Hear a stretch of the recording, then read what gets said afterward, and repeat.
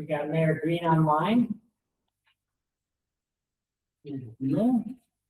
And we're good to go. Good to go. All right, good evening, everybody. It's 6 o'clock, so I will call to order the City Council work session of May 12th, 2026. Roll call, please. Councilmember Dolick, Here. Councilmember Edwards, Here. Councilmember Grant, Councilmember Carey, Councilmember Thomas, Here. Mayor Pro Tem Tharp, Here. and Mayor Green.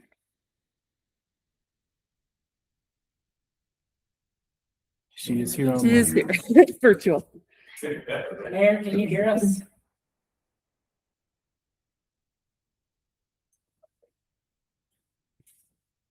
Okay. Do a little troubleshooting.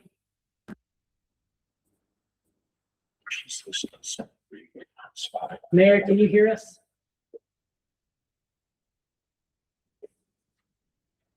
Stay on the red on the back side. Can you tell?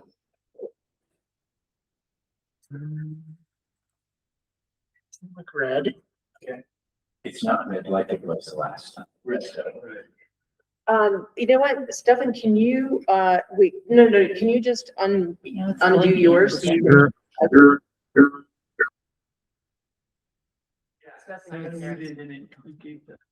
Local issue to the mayor,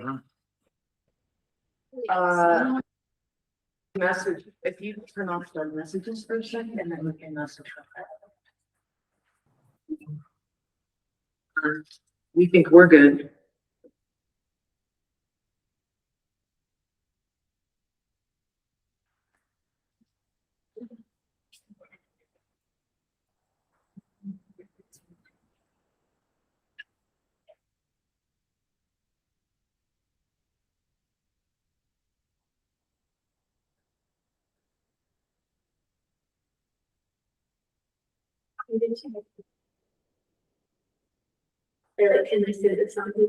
She's gone. Maybe she's logging off to log back on. Howdy, Mayor, can you hear us? Muted.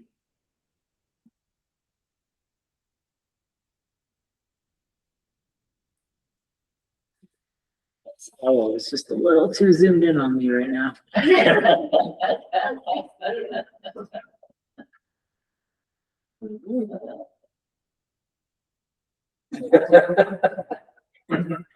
Actually, well,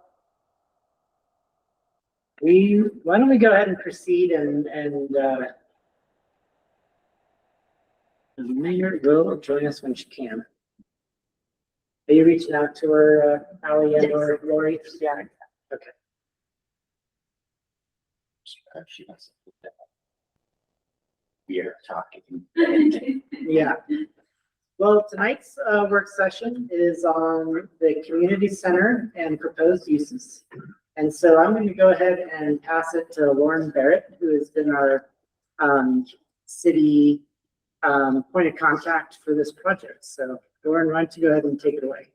Thanks. I'll be quick. I just want to give us a little reminder of how this project started.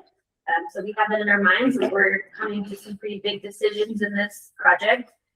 As you remember, back in 2023, a group of youth from Roxy Aldaz's leadership class came and presented to City Council, Board of County Commissioners, the Board of Education, asking our community to figure out how to give them a youth space or a space for them to gather. And that's kind of how this iteration really started, was that group coming and saying, we need a gathering space, this is an issue.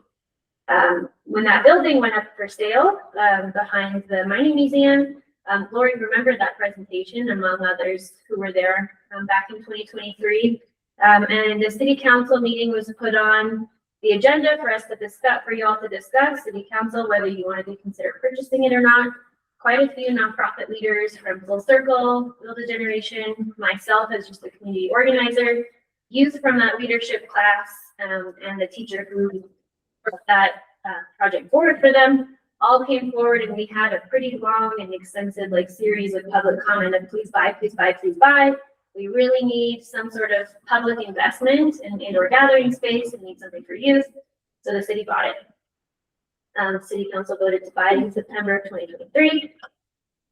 We've been on a long journey since 2023. However, I want to just bring our attention to the fact that the need remains the same. Last year at the Youth Summit, I don't know if any of you were at the Youth Summit from last year. We have the one on this Thursday as well. But last year, the Youth Summit presented one of their projects was, we need a third space. And third space is something not at home, not at school.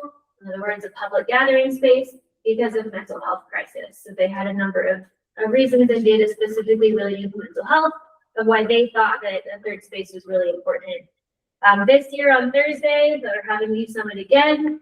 I looked at their flyer and one of their presentations is we need a third space. And so we're just like hearing it kind of over and over again. That need hasn't changed. And we'll see what their spin is. I think they're going to be talking about substance abuse this time. So mental health, substance abuse, whatever it may be, they're asking for us to give them that space. And on top of that, I've interviewed youth many times over the last 2.5 years. I've gone to Student Senate many times. I've gone to the Youth Coalition. I've gone to every classroom at Cloud City High. It's just the same information. They just say, please do it, please do it. And I say, I'm trying.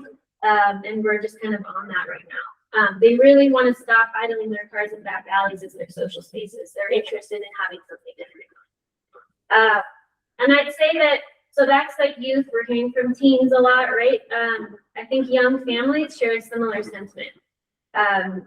Where, I'm about to start a family of my own, and I'm thinking to myself, like, where am I going to take like a toddler running around in the middle of winter? I can go to another friend's house. They can't ski yet. They can fall around in the snow, and that's kind of it, right? We don't have anywhere to take kids. The pool closed. There was a time when we had a bowling alley that closed. So many things have closed that it's becoming challenging for me and people like me to imagine growing a family here. And that's going to keep happening. It's friends of mine are leaving. My sister left, and this is sort of the reason. So it's not just youth, it's young families, and I think it also impacts our older population too, who also need safe places that are not slippery to gather, right? The senior center, amazing resource. It's just pretty limited hours that they have that opportunity. So we need, that's the need. Let's just not forget that that's why we're here today.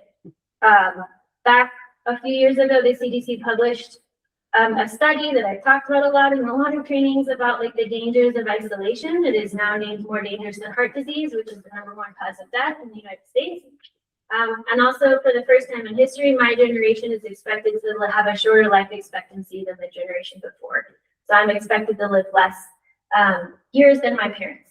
And that is largely tied up with rates of obesity and inactive lifestyles, which is also very obviously tied up with isolation. We're inactive, we're kept separate, we're not running around, we're not gathering, we're not playing. I think that recreating together, getting out of the house together, and having a social lifestyle is what we're talking about addressing, and we're discussing this need. So we're about to plunge into a huge project, very expensive, lots to consider. There's tons of things in the community we can be considering, but I'd like you to have like that in your forefront of like why we embarked on this project to begin with. We're trying to avoid living isolated lives. We want to come together, right? We're cooped up at home on individual screens. People barely even call each other anymore, which is a little more active than texting at least. Your voice is involved. We stream movies. We don't go to movie theaters anymore. You just stay at home. You sit on your couch. You watch sports. You don't play sports. You scroll rather than gathering. It's a thing we're facing right now. And so the question is, how does we as a city, as a community, what are we going to invest in to try to combat the dangers of like our generation dying before our parents' generation died, simply because we're sitting inside all day. I'd also say that it's like the why, like I'm kind of pulling on heartstrings here, but I'm not meaning to. It's just like the reality of things. But if you're more like I'm here to do a plan, I'm here to do a job. I would also say that if we look at the comp plan, it's just going to support that we need to address this. So under the community services part of the comp plan, goal 1C reads enhance local quality of life by providing quality and accessible public facilities and outdoor spaces, so indoor and outdoor. Inside that, the strategy reads repurpose underutilized public facilities and assets to better meet community needs. That's what we're here to do tonight. 1C, continue to explore opportunities to create new public indoor community space. That's what we're here to do tonight. 3A, continue to explore rehabilitation options and future uses of the Mining Museum Annex. That's the exact thing we're talking about. So the comp plan is asking you to consider this and really think hard about how we're using this asset. There's also a goal specific to childcare services and expanding availability. Within that, it says expand access to youth programs and spaces outside of school hours. So again, it's embedded in our comp plan. It's our work to work on it. It's what our community asked us to do. So I'm going to pass it over to the architects. They're going to be sort of leading us through this today. And I ask that we, as the community of Leadville, we really think about what they have to offer and give solid feedback so we can use the time and energy and the money we spent on this project to move something forward to address the needs that we just outlined. So please come in with a critical mind and also the thought of like, what can we do next with this information? So thank you for being here tonight. And I'll be here for, continued questions. Thanks. Thank you, Lauren. Go ahead, Steph. Yeah. So members, Mayor, can you hear me? Yes, you can hear now. Okay, great, wonderful. My name is Stephen Hall with Anderson Mason Dale Architects, joined by Joey Carrasquillo and Michael Stesny from Headframe Design, local architect that we've been partnered with. And joined online is Mallory Esselman, who isn't here in person, but she is joined online and also from Anderson. Thanks for coming up to me. Thanks for having us. So I hope if you have had a chance to read the packet,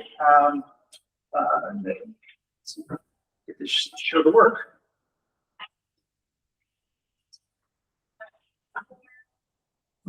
There we go.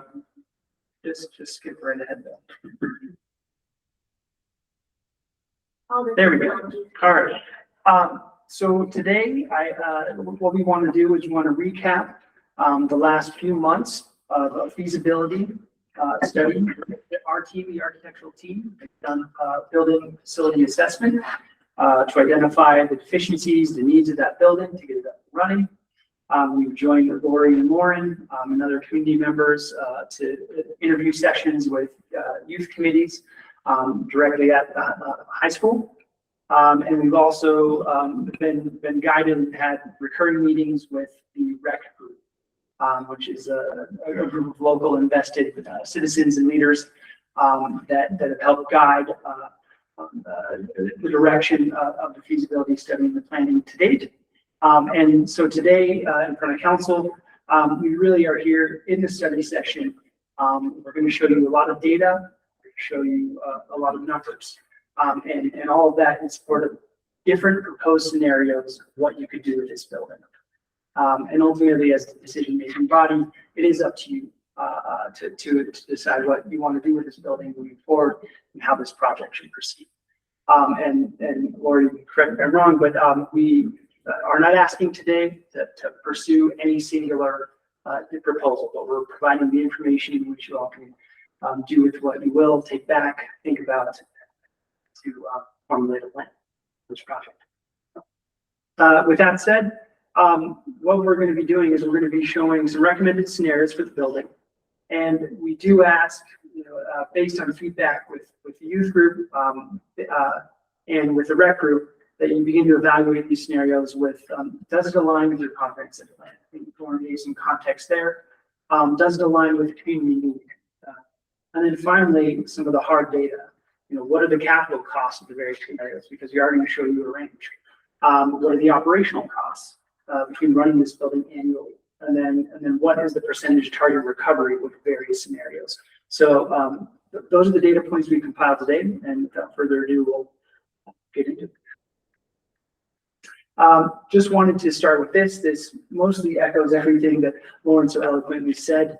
But really, you know, as a team, in conversation with the rec group, with the youth committee, you know, you all can read the screen, but really, the goal is to create a flexible year-round indoor space, defined as a third space, but, you know, support of all ages, youth in particular, but really fostering youth engagement and community connection. So quickly wanted to show some images of the existing conditions. It may have been a while since you've seen the state of this building. So we're looking at a sketch axon, you know, right behind the mining museum.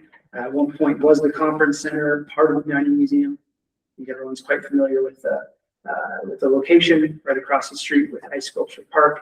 Incredible views out to the west and to the north.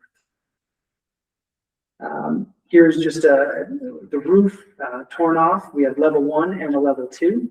So level 1 does have an auditorium, a gymnasium, and then tucked in under level 2 on level 1 is a kitchen and various restrooms and storage space / locker rooms that used to be locker rooms when this originally was a high school annex gym. And then level 2 consists of that bar of yellow classrooms. So you can see on level 2, the gym is a double height space and the auditorium has high ceilings as well.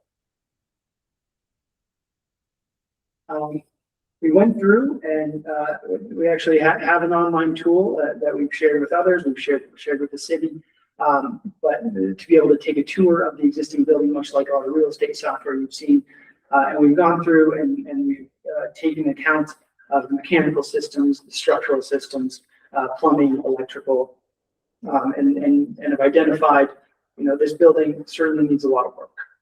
We do know that. The entry vestibule is taking on water.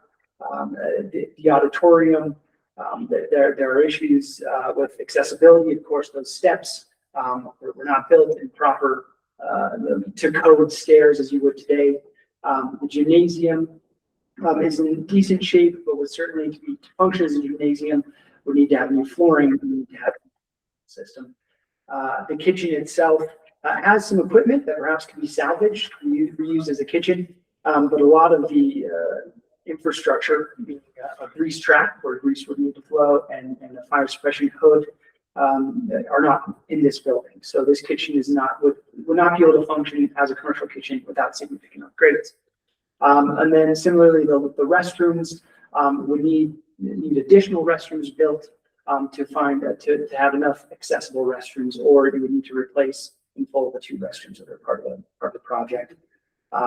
The classrooms are in decent shape. The finishes are a bit dated, and the ceiling, there are some ceiling tiles missing and some other damaged finishes. But overall, the layout could function with a refinish of level 2 classrooms. So this is kind of the overview of the existing building.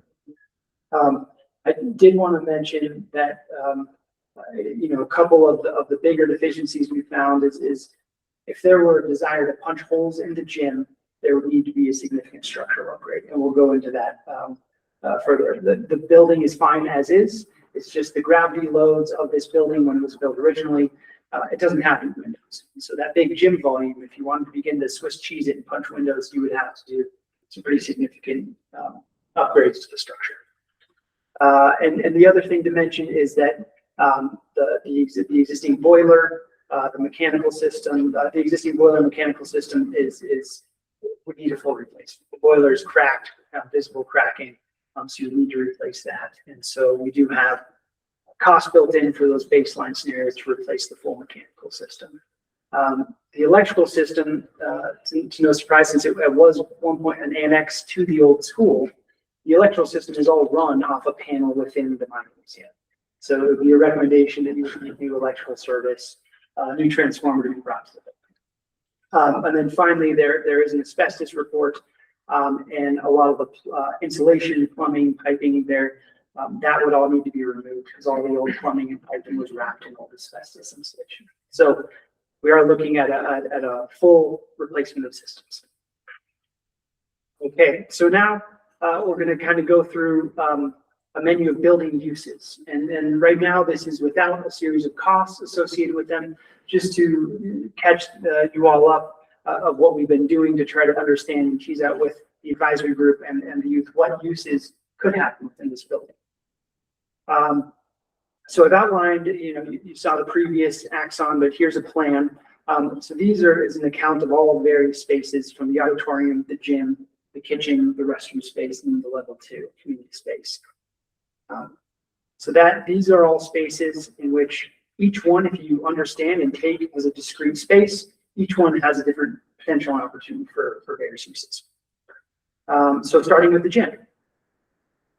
We looked at whole range, and so here's a spectrum of keeping the gym as is, as a gymnasium, finishing it out, doing what you need to do for mechanical systems to simply have it function as a gym. We've looked all the way on the other end of it truly being a social hub. Some call it the innovation space. One of the concepts of this social hub is almost a miniaturized city. And so being able to understand a series of spaces, of meeting rooms, conference rooms, an occupiable stair, and then and a ramp that could get you all the way up to level 2. And then finally, there's the middle hybrid, we're calling it, where maybe you keep half of the gymnasium. You're able to do sports within half the gymnasium. There are some advantages to that in terms of having programming, and then having a social hub on the other half of the gym. So those are some of the kind of big picture ideas of how you might be able to use the gymnasium, repurpose the gymnasium. If the city found that, hey, we have the 6th Street gym, we have the schools, we have another number of gyms, do you need another gym? And that's simply laying out those options to all and what might be the best use of the space. We have some 3D views of each of these spaces. One of the things you'll notice is that this building doesn't have an elevator, nor does it have an accessible means of egress to get from level 1 to level 2. And so if you were going to open up the whole building or interconnect the building, you would presumably need to provide a ramp or an elevator. And so that is an expense you'll have to consider. There's a third option. If you do not really want the programs of level 1 and level 2 to connect, you could create a standalone parking lot on the east side, southeast side of the project, and then be able to have accessibility that way. But you wouldn't be able to interconnect the two programs. So you'll see this were a few sketches and attempts to talk about ramping. So one is in the ramp in the old stage area. So demoing the stage, keeping the gym functional, and being able to provide that space. So this would be kind of the opportunity to keep the gym as is. The hybrid option, of course, having the open gym space and then having an open flexible space. Within this sketch, the idea that open flexible space could be for gaming areas, for ping pong. It could have soft seating, bean bags. It could be a place really where teens could occupy and have their own space. And then also we talked quite a bit about that old stage area could be part of a kid zone. It could be a space for young kids and toddlers and parents, etc. So here's just another programmatic option in which how you could use and divide that gym. Just some spaces associated with that, so you have an idea of the overall spatial reflection in an area. And then finally, the ramp, the community heart, and one of the inspirations would be the Zocalo, the town square, so to speak. And this is also stemming from the idea that one ramp can be more than just a ramp if it's occupied. And if there are spaces in which you can turn each of those moments into meeting spaces, into a game room, into quiet spaces that still overlook. And so there's a lot of potential in a big open space like this for a dynamic town square. And so this would be furthest on the end of the spectrum of trying to turn this into a community hub, as opposed to more of a rec-centric space. this is the same concept, just a view from the other side, to kind of get a glimpse into what we've been calling the Spanish Steps in this scenario. And then also being able to see, the edges of the gym could be occupied by things like a cafe, maybe the kitchen, which is right adjacent, would be able to serve concessions or other things. And if you were to rent or this space or it became part of an event, that kitchen could be part of the kitchen. So when you think of it in its totality, this is certainly just one piece of a more functioning building that would be the community part.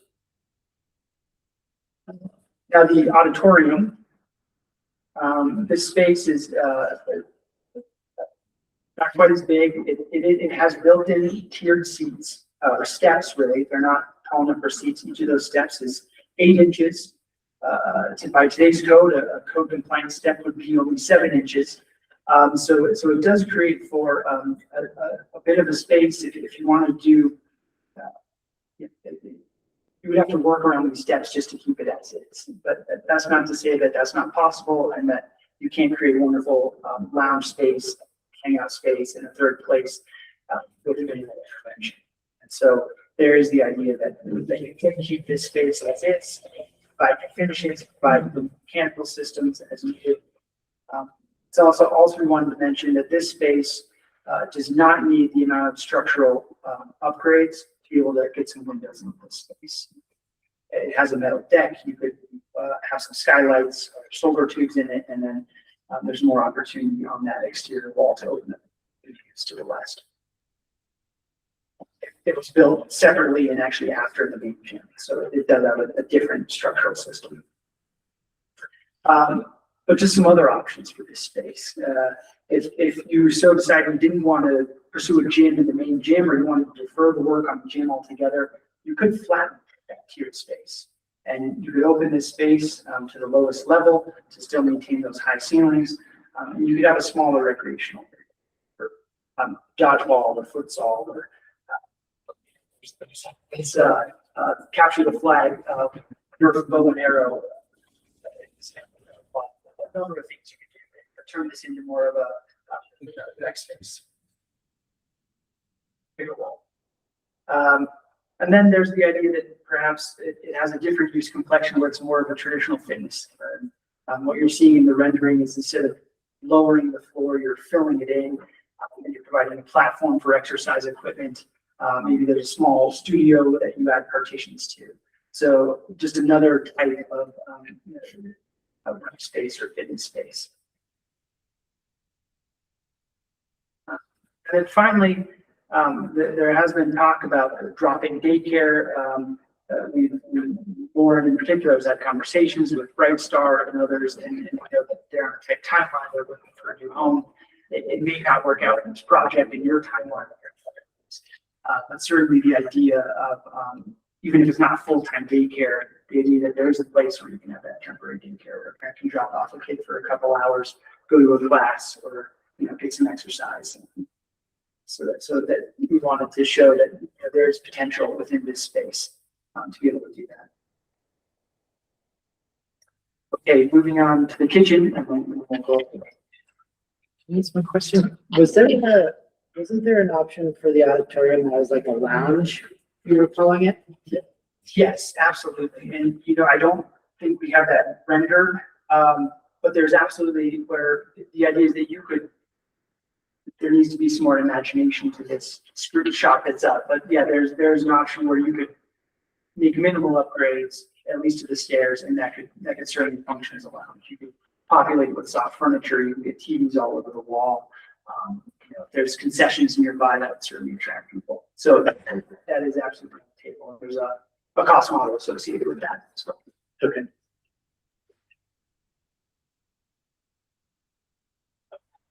So the kitchen itself, we have heard from the rec group and the potential for various kitchen uses and that can range from a commercial kitchen, which could be rented out potentially to small businesses, food trucks, to be what you call a commissary kitchen. And the commissary kitchen is just that.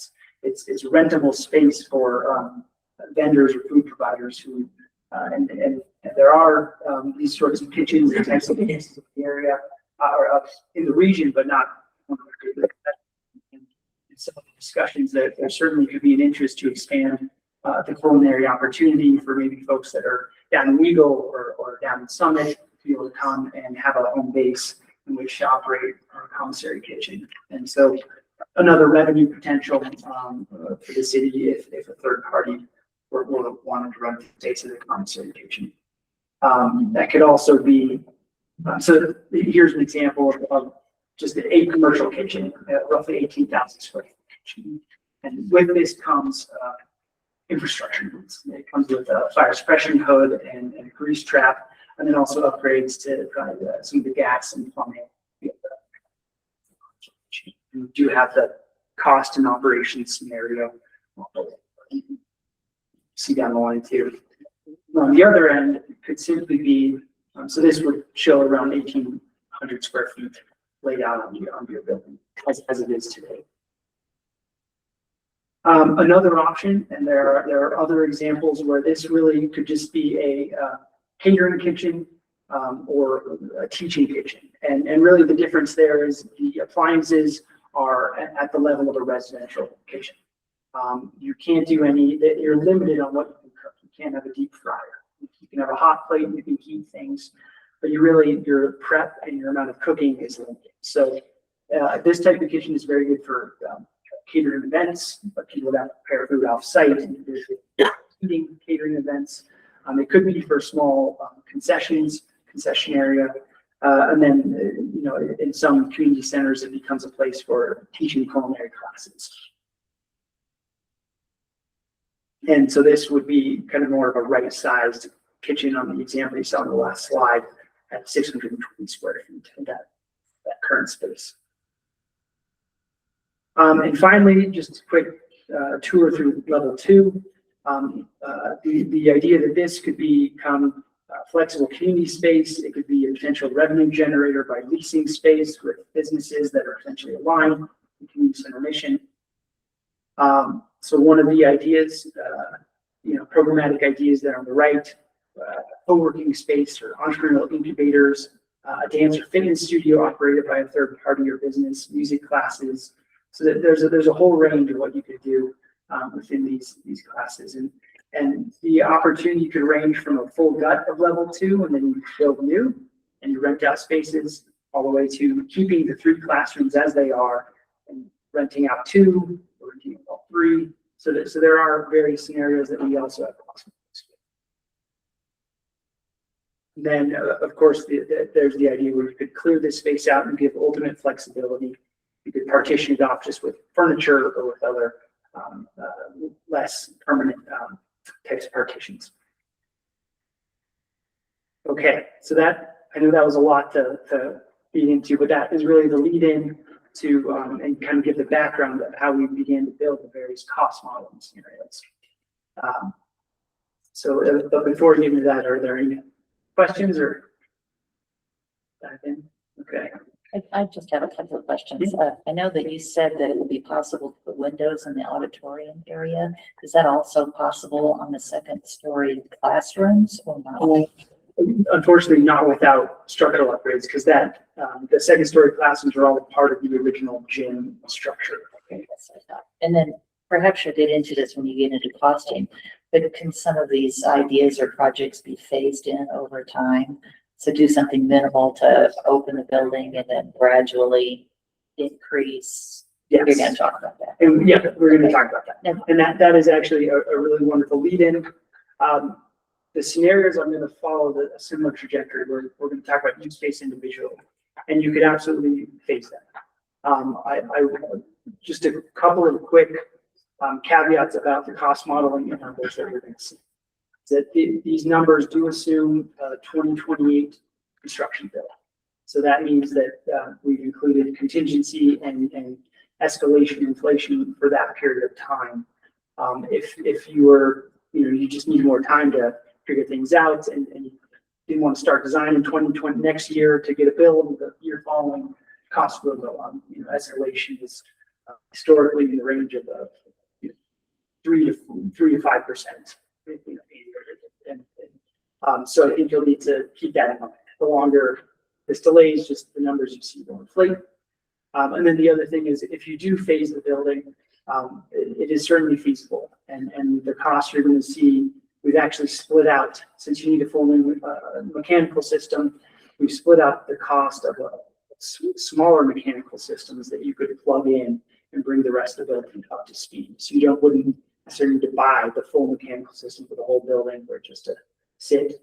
But it's important to understand that if you do phase the building, there are complications and the cost will go up. So if you decide to do the gym and then say 3 years later you do the auditorium or vice versa, that cost you're seeing today for the auditorium would be much higher.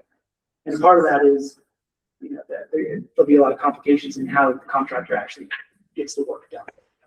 To keep a building open, it just adds complexity in how you construct it.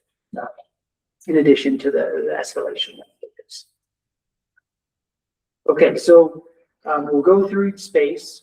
In each space, we have various scenarios, and we have the capital cost, which is the cost of construction with the caveats I just gave, the operations cost, which we do have another consultant, Ballard King, who this is what they specialize in. They specialize in modeling operations and modeling cost recovery. So they have tagged on to these different program scenarios what they believe at a rough order of magnitude it would cost to run the building on an annual basis and what the potential cost recovery. So on those are the 3 data points we'll have for each space. Before we get to each space, I did mention kind of those big ticket items to get this project up to speed. And I just wanted to quickly go through the cost of those. So from a site standpoint, the one piece of work that you would need to perform day one at a minimum is a new accessible area for the parking and a new accessible path from that parking to the front door. So that's, you see, item number 1. And that's it's simply an upgrade for that 90K to 110K that we're looking at that day. The other components here, I mentioned prior, the accessible parking to level 2. You would really only do that if you opted not to do a ramp or an elevator in the building. And it certainly makes it tough. It also makes it very hard to credibly connect level 1 and level 2. And so in a scenario where you say, you know what, we're going to fully rent out level 2 and we're not going to connect that program, maybe this is a more viable path. But when you say, hey, we want this to be a full connected community center, I think it becomes more challenging to do this. But we wanted to throw that out there, that is a possibility and a path to not build an expensive elevator and then finally, the last one here is just part of the deficiency, particularly on the south end, on the alley side, we found some water staining through the concrete. So there's a recommendation to dig out the foundation, put a new layered waterproofing around the whole foundation. But we realize that it comes at a cost, and that's recommended, but not necessarily required. Okay, so that covers the site. Now this number here, it really is about getting the infrastructural, the functional upgrade. So it includes things like the full building hazardous mitigation, which you have a report for the asbestos report and all that hazardous mitigation and that plan. We have that cost baked in. It includes the demo of all the existing mechanical, electrical, plumbing systems, the general cleanup, the various items. It does include a cost, which is a pretty significant cost in the bucket of this cost for a new electrical service, pulling that service, disconnecting it from the mining museum. And then the other big ticket item would be some of the plumbing systems and then the mechanical system. But the mechanical system is not included in this number besides setting up things you need to be able to plug in. So So take that for what it's worth. We tried to include most of the mechanical system in the individual spaces. So I'm sorry, can I just interrupt? Yes. So does this number, does that include, for example, the new furnace? It would not include new furnace. Okay, It would include the structural pedestal that you would need to put a new furnace on, if that makes sense. that makes total sense. And then does something need to be done? I think there's a tunnel between the rec center or the community center and the school or the museum. Yes, and that is certainly part of the waterproofing strategy, but that tunnel would probably want to be closed off. And is that represented in the Uh, capital cost? That would be represented in the overall demo number, and so yes, like taking care of closing off that. We're just gonna abandon it. Yeah, it would be abandoned. I don't think you would want to rip up the whole alley, rip it out. I think you build a wall. It would just sit on the reality. Very good. Yeah. Okay. Yeah. Okay, so that's a good idea. So the other cost that you'll need to think of, is certainly the vestibule. We mentioned the leaking, the vestibule, the current vestibule today is in pretty rough shape. So we have modeled what it would take to just repair brand new roof, close up all the gaps. You have to buy new doors, new storefront that's around the edge. It's boarded up right now. So that's the cost just to repair the current vestibule. Now alternatively, you could scrape that thing and you could build a brand new vestibule for slightly larger. The existing vestibule is maybe 250 square feet. So maybe a 450 square foot entry vestibule. There's efficiencies potentially there. You could incur a higher cost, but that you wouldn't do both. The green numbers, right? You would either You'd incur a higher cost, but you'd have a much larger vestibule. You can almost double the size. Right. For a small increase in price. and you have an opportunity to create a new complexion and a welcoming face for this piece. So And the repair bay entry, that top number is separate from the waterproofing on the previous. that's right. On the main building. Yes. Thank you. And then finally, we broke out a cost for a standalone elevator shaft. And just so you guys could understand and have that in your mind, that this is what it would cost to build the shaft, build the fire rated walls, buy the elevator itself, and all the parts and pieces that would need to have an elevator.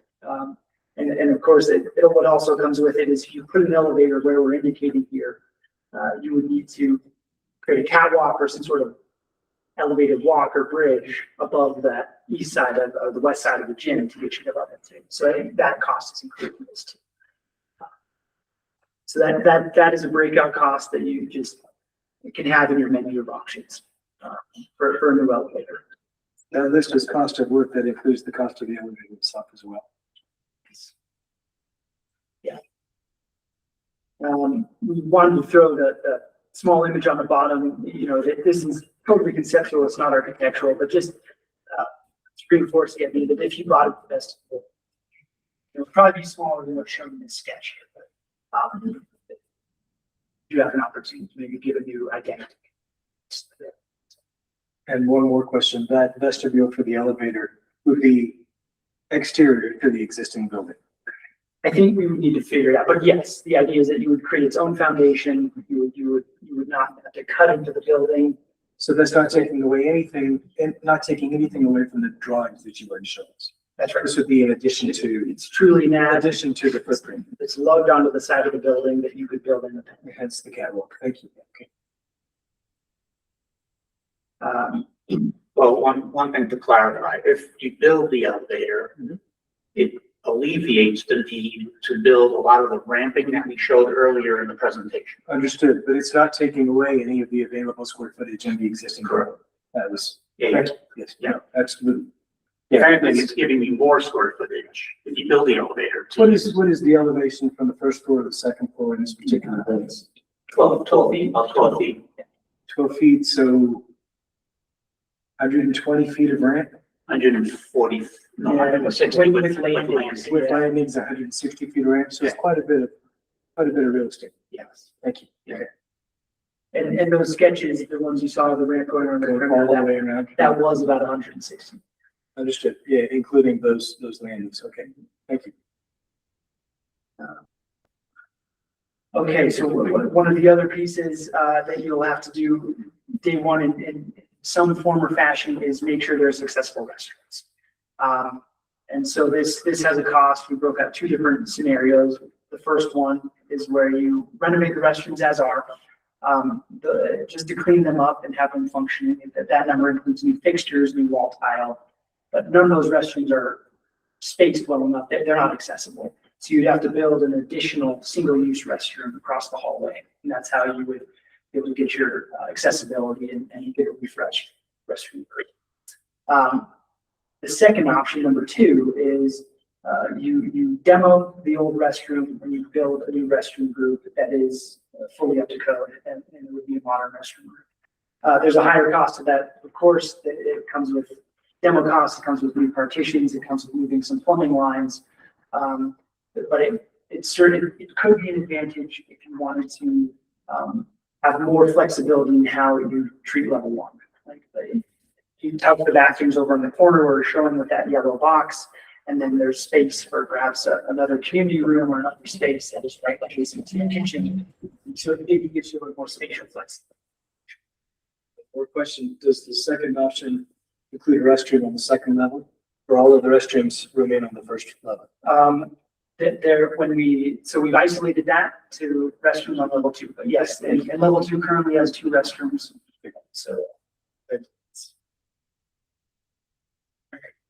So the gym space itself, due to the size of the space, the size of the mechanical system, you need to heat and cool your largest space.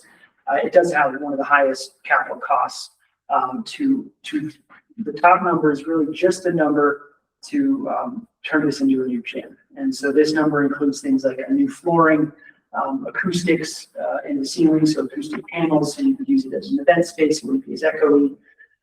It includes the number to demo the stage, repurpose that room, perhaps kid watch or a toddler room or some other version of that, or even just storage if you really needed that space.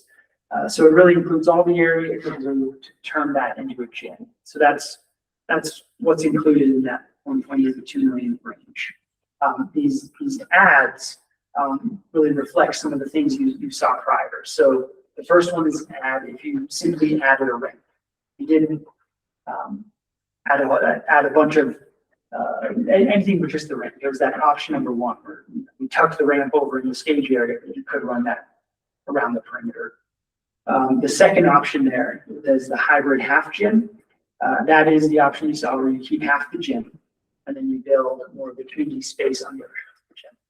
And then finally, the highest cost scenario is the town square scenario where you saw the larger ramp with occupied spaces all over. So whichever one you were to choose, or maybe you choose none of them because you do the elevator, you would simply add one of those 3 optional numbers to the first cost that one. Now this gets us into our first summary of the operating costs and cost recovery. And I know there's probably going to be some questions that come up around this, but what the annual operating cost covers is based on a square foot basis. What Ballard King, our consultant, says this is what it takes to run a Rexler gym. That includes staff, includes heating and cooling, electricity, utility bills, internet. It includes the maintenance funds, all the things that you will need to run this building on an annual basis. And the cost recovery, some of the assumptions there is that this is now, it's used as a gym. And so people could pay a fee for a small nominal fee or no fee for the open gym. They would be able to rent the gym out for events. So it includes all those sort of revenue structures that you can imagine in a gym. There would be in any Rexler that has a big gym space. And again, these are kind of preliminary estimates and pretty rough order of magnitude estimates for the operating costs and cost. Okay, the auditorium, you saw some of the scenarios there. The first capital cost there, the baseline, that is really the cost to keep the layout as is and you keep the tiered steps. You provide new flooring, new mechanical systems included here, a new ceiling.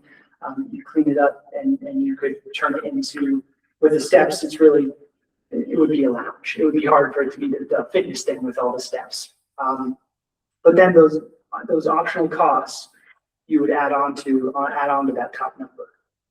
So the first one would be to demo or the floor flat to level 1. So you would simply add that 175, 200K to the top number. And then another additional cost if you wanted to break up that room and some of the options to build an additional studio or a community room, et cetera. So that covers the options for the capital cost. The operations cost has 2 scenarios that were run. And one is if it were a lounge versus one is a fitness center. And the discrepancy between those costs really, I think, comes mostly down to staffing of this space. There's a different level of center than it does to run a lounge. Both would require some level of staff, of course. This number again includes utilities, heating.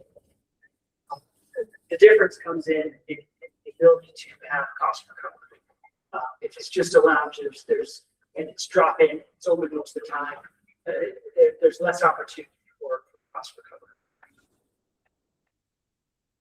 Well, I think it's assuming you're not charging the youth to drop in. So And explain cost recovery, is that percentage per year? What is that? So that 7% would cover your cost recovery would cover 7% of the annual operational costs. Do you know what revenues they are assuming if it's a lounge? I think, as Joey said, it's pretty minimal, but it could be like 2 nights where you have to pay a fee, and then it could be things where you rent the space out. It's not in use for teams. So I think it's similar. It's just the opportunities are less because the idea is you want to preserve that space for drop-in for teams, and you want to provide that to Okay, it doesn't assume any sort of like concessions or like paid video games like arcade. Does it assume any kind of stuff like that or no? So we split those type of costs off to be associated with the kitchen for what it's worth. Okay. But I think that's events, like essentially you could occasionally rent it out for an event. That's why it's so small.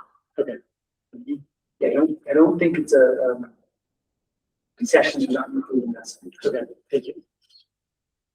But a concession scenario is included down the line. Okay, we're getting to that, the kitchen. Okay, so the kitchen, this would be the top number, knowing that the opportunity potentially for the commissary kitchen, and that could work in a number of scenarios. You could rent the entire kitchen out to a third party, who then it's their responsibility to negotiate with vendors to make sure the leases are filled and to have restaurateurs coming in and out. There are other various scenarios, but that top number is really talking about turning it into a commercial kitchen for it to become a commissary kitchen. So that includes event hood, that includes the cost. Anything that would be required to turn that into a commercial kitchen. Yep. Thank you. That's right. And then the lower green number would be the alternative cost to just go to a catering concession. So it wouldn't have any of that infrastructure. Right. So then the annual operating cost of the commissary kitchen is quite a bit lower. And this is based on the scenario that you really aren't having any staff run this, because perhaps the scenario where it's operated and rented out by another partner. So your costs of that commissary kitchen are lower in that scenario, which shows a much higher rate of cost recovery at 140%, 47%. Now, there's a lot of assumptions in 147% that assumes you could get 5 contractors renting full time. So there would be enough demand to support that. And that is a bit of a unknown, a little bit of a risk, but that is something that there's some in the rec group that felt that there is a need for it. There's a need for it. And also just like full time is only 5 hours a week. So it's not that much. Full-time is how many hours a week? 5 hours a week. So 5 people using it 5 hours a week. So in other words, 5 people using it 1 day a week. Sure, if they're doing it all at one time, exactly. If you're just going in one day for 5 hours and you never come back to the next week, yeah. Full time doesn't mean they're there all the time. Right. And in some of the research, a lot of it is you need the walk-in coolers and freezers. You got to store your product. So a lot of it is you're paying for that as well. Can I say a little more about that? I think that notion that there is a need for that came from Adam Ducharme in Tourism and Economic Development, seeing that there have been certain food trucks and who have wanted to kind of set up in Leadville more, but have come from out of county, but they haven't had the appropriate local kitchen to work out of. And then I also think that's coming from his observation of the Build a Generation and EDC's collaboration on Plant City Food Lab. Cloud City Food Lab, where, you know, that type of incubator space needs some kind of kitchen. Makes sense. Yeah. Okay, level 2, and then we're about done. No other discussion. It's been a little more than that. It's okay, it's good stuff. Okay, so level 2, there are, this is the cost here, the capital cost to keep the layout as is. So you would have those 3 classroom spaces, you'd have the 2 restrooms. There's a storage space on the southeast corner of the building. But you would keep those and you rip out all the old carpet, all the old ceiling, new lighting, new mechanical system, et cetera. So that would be a scenario in which you, keep the existing space. That's the buying request. And the added cost there is if you wanted to have value in that, you'd rent it out more easily, or you wanted to partition it differently because you wanted to connect it better with another ramping scenario with the elevator. So what the assumption here is the annual operating cost is leased out. So it's a relatively low operating cost because you're not acquiring another full-time city staff members. And then the cost recovery though, pretty high number at 122%. It does assume that 2 out of those 3 rooms are leased year round. And that's the approximated local rates per square foot for business rooms. So that cost recovery goes away if we were to open that space up into one big open concept room. That's right. This model does not account for a model in which the city runs this. Right. Yeah. Okay, thank you. Or if you found somebody who leased it, as a big open space. Oh, no, absolutely, yeah. But the cost recovery is based on the existing 3 rooms. Yeah. The 2 of those rooms being leased by businesses. That's right. That's what this model was. Makes perfect sense. Yeah. It's worth pointing out that like one of them isn't leased. So either it could be, so your percent could be higher, or that's sort of absorbing like some turnover where you're not always at 100%. So it's sort of like it's a conservative. Yes.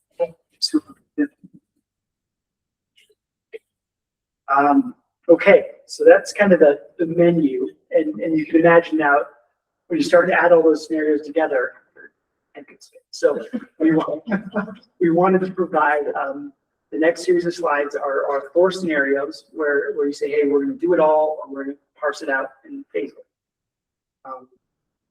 So this is the part where you need to add those scenarios together. So again, it's important to understand the first base costs and adding all those things with asterisks and that are bolded together to get your building-wide infrastructure upgrades that you need on the accessible parking, the hazardous mitigation repair, the new electrical system for that 2.3 million plus or minus. This takes the lower cost of repairing the new entry, not building new, and then it also has the upgrades to the restrooms, right, by simply renovating and adding new facilities. So keep in mind, this is kind of your number just to get the infrastructure. It's just to get this building. Bare bones to make the building operate. Exactly. Not opening up new windows. Like that. Exactly. And then from here, you need to pick which spaces you would open. So this also doesn't include finishes of the gym, right? So you can't you do all this and you still can't quite do things. You gotta still. This is your Yeah. baseline. You really can't do anything else without doing this first. The analogy is when a developer builds a corn shell, and then they lease out the space, and then they work out a deal, the tenant builds out their own space, or they work out in the lease arrangements, Of course. those construction. Thank you. Let's go to the mayor online. She has a question. Thank Go you ahead, very Mayor. much. Mr. Hall, I just wanted to clarify based on the question that Councilmember Thomas asked earlier about where does the heat or the boiler or furnace, whatever we're going to call it, fit in? Is that now included in the base scope functional upgrades, or is that just simply something that has not, I guess, where does that fall in this? So as we get into each of the cost areas, when we add in the gym scope, we included the cost per square foot for that mechanical system in each of the individualized spaces. Just so, because we didn't want to, if you did the whole building, it would be a much higher number, right? And then you're building a higher capacity mechanical system than you would necessarily need to on day one if you're not opening up all the spaces. So the heating, cooling, mechanical is included in the individual space numbers that you're going to see. But what is included is the brand new electrical system, and then some of the significant plumbing upgrades.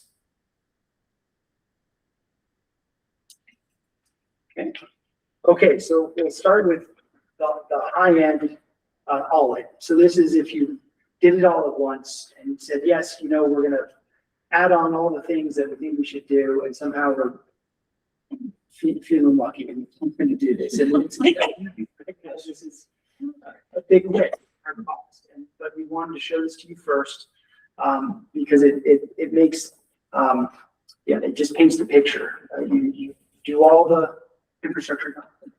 Well, I guess just to be clear, we've never been given a budget for your project, and so this is us showing you what the budget is to renovate this building. And this high-level budget includes an elevator, and it also includes full HVAC. Correct. Okay. Did you take the elevator? Yeah, the elevator's going out over there. Okay, yes.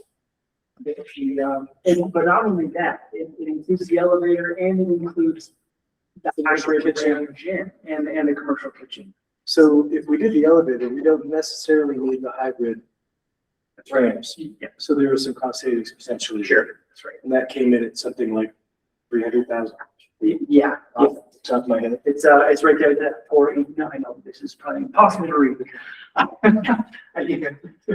Yeah, sure. Okay, thank you. Okay. Okay, so that's the number. Yeah, so this does include the elevator. Just going down the list, it includes the new entry vestibule and elevator. It includes the gym, but not just the gym. It includes the hybrid ramp, that 480 plus or minus cost.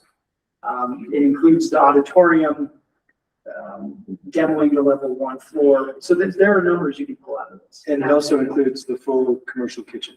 And includes the full commercial kitchen. So this is full buy, This is full potentially. Yep. This is one rendition. of Understood. the full budget. Yes, there you go. Okay, so for the operation costs, so they took all the various models and all the individual costs to operate each space to be able to add together the larger operational costs there. And then it shows you, it averages out or it adds together. Obviously, there's a spreadsheet math that gets you to this 46% cost recovery for that 234. So we do want to mention there's one more cost on top of this that you could incur if you wanted to cut windows throughout the gym, and that's the structural upgrades. And the structural upgrades were in the ballpark of 1.8 to 2 million. So if you wanted ultimate flexibility on this building, reinforce the structure throughout, it puts your budget closer to that 10 million spot. So $1.8 to $2 million is the structural upgrades necessary to open up windows anywhere in the building anywhere in the envelope that we chose to. Yes. But it doesn't include those apertures. It's It just a- doesn't include the fixtures, but it does include the openings, so that makes sense. So, but the new structural beams, the reworking of all of the exterior brick shell, makes all of our structural work necessary to then install windows of virtuals, Yeah, which at this point would have to be. and other things, Still. putting equipment on the roof, like you can't put equipment on the roof right now the way that it is. So, but So that includes shoring up the structure of the roof to be able to do For the the- HVAC. it's for the overall structure. Okay. It's just giving you maximum flexibility on over time, putting equipment, cutting openings, hanging floors all So over. this is running the structure all the way around the main It- gym. Building. There are many different strategies on how you can reinforce the structure. Okay. And so the range is just, capturing all of those. Okay. Whether it's dropping columns, whether it's getting into some pretty nifty technology on how to actually reinforce Sure, what's there in place now. sure. So, But any of those options would end up being some in the neighborhood of $2 million. yes. Okay, thank you. Okay. All right, so now we're kind of pulling that back, or ratcheting it back to the space by space condition. So, so you really just wanted to go in for the gym, we simply add that 2 million back into the base cost.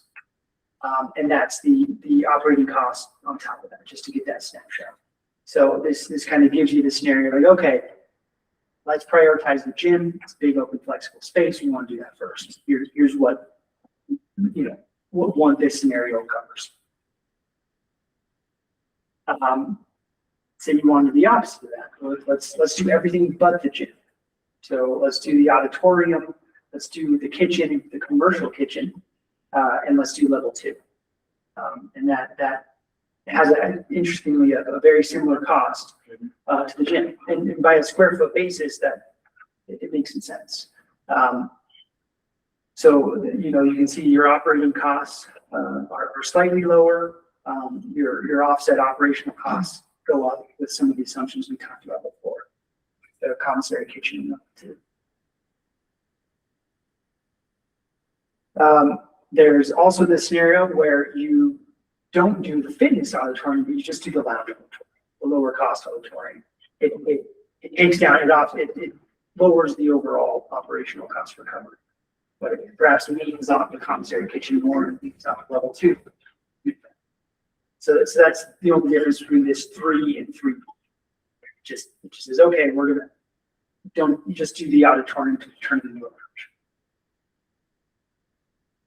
Just as a clarifying question, if you guys put a number on the cost savings of doing the entire HVAC system versus doing a phased HVAC system? It looks like there's about $100,000 cost savings were we to do it all at one time versus doing it in phases. There would certainly be a cost savings. We have not put together that one-to-one savings of what that would be, But that kind of applies to everything, You should. right? I mean, that's what we were commenting on earlier. When you phase, Yeah. you're going to be paying a premium over time for staging, particularly if you want the building to remain operational while you're bringing in a new piece of, right? You're but you're spending money that you never really see because you're trying to maintain safety, right? For operating program that's already in the building. So you're going to pay a premium if you phase it over time. Yeah, on top of the additional cost That's right. for work done later. That's right. Thank you. Okay, and then last but not least, we wanted to show you what can our lowest cost be? And this is simply the baseline with let's get that auditorium open and turn it into a lounge. And this would be, of all the various menu options, this would be your absolute lowest that we could find. That range. So perhaps at this point, anyway, this does include restrooms. You would need restrooms to serve the auditorium. So it's worth noting that you would have to add a couple restrooms to serve that. It includes restrooms and the ADA access, no elevator. Okay, thank you. It includes the vestibule, it includes all all the things in the basement. The new increased size vestibule or the original one revamped? The original, just repairing the Sure. And then again, since you're not removing the stairs, you're not changing the complexion through the lowest offset. Okay. I think that's it. I think we got through it. It was very clear. Thank you. Yeah, It's easy to understand. absolutely. Thank you for all the work. Well, excellent presentation. I'm sure there's lots of questions and lots to talk about. Can we kind of circle back to what guidance we need to give tonight and what, kind of what our decision points are? Yeah, I mean, if there's no like. Can you mind just coming up to that lectern? It's easier than. Yeah. I mean, there's no decision points because there's no decisions to be made today, but I think like this is essentially the bulk of what we're gonna get from A and B. And so we can give some feedback, do some edits that they can like work on, but their project is getting sort of near the end. So I think for me as the person sort of overseeing this, aside from feedback we can give to them for small edits, I think we need to start thinking about like what would the next steps be with this information. How do we want to use this information? Are there any updates? Are there any updates to the brownfields grants? We'll hear back in June. It's coming up. And that potentially is that $2 million approximately It was about 500,000. 500,000. Yeah. The remediation work here, if I remember right, was about $2 million all told. So that would be 500,000 toward the asbestos remediation. I think that 2 million was more than the remediation. I think that was built into a larger thing. Understood. Yeah, But the 500,000 would have to be part of a larger scope of work, and that would be tearing out the old pipes and removing the old equipment.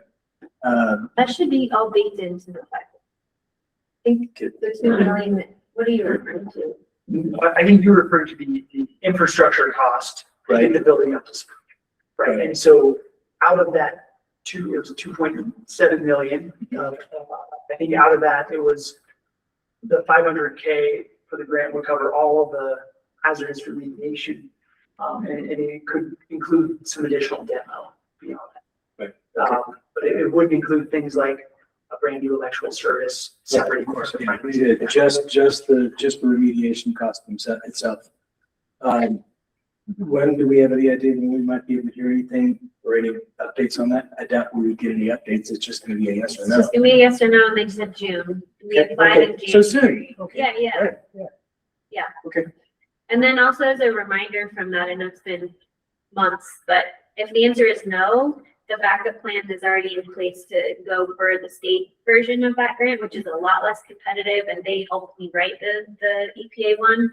It's a much smaller pot, so you can't get the 500,000, but we also don't have to fully remediate. You can encapsulate. It was just like that we went for the biggest ticket when we applied for the EPA grant. So if we wanted to rehash how we wanted to address the asbestos, we could apply for a smaller grant through the state. But encapsulating also limits what we can do with the rest of the building envelope. Sure. Okay, Absolutely. okay. Yeah, so going back to like guidance on the proposed uses of the building, something that could be helpful for you all to be discussing and thinking about tonight is there's some kind of like bigger decision points to be made when you think about this building. So like elevator versus ramping, or neither in building the parking lot. Those are kind of like the 3 scenarios you would be thinking about, but then define how you do that larger spreadsheet of which line you pick. So starting to think about some of those things, discussing what your thoughts are and appetite is for doing like one big project and really trying to go at it like hard versus not doing pieces of it, and which pieces of it. One of the models had, the one that had the highest cost recovery, it's because that we're focusing on the leasing spaces. And that does the least amount of work towards the community need, but it does a little bit of it, right? So also thinking about what is the appetite for looking to spend more to do more community need versus having that cost recovery, which comes with like, let's just get that second floor going, renting those spaces. Those cover, they recover their costs. So those are some of those points that I think would be really helpful to hear from you all, like how you imagine this project developing, if at all, and in what ways.